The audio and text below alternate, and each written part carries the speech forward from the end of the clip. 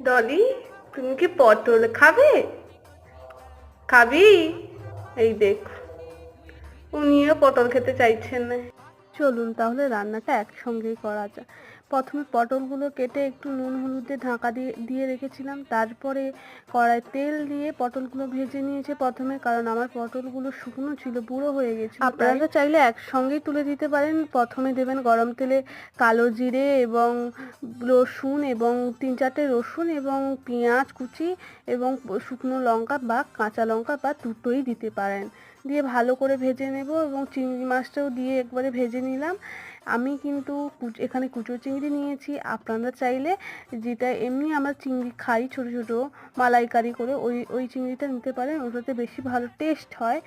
আমার কাছে ছিল না তাই এটা দিয়েই করেছি। যাই বলুন, কুচো চিংড়ি এত ভালো টেস্ট হয় না, তাও বলতে লাগে টেস্টটা কিন্তু মন্দ হয়নি।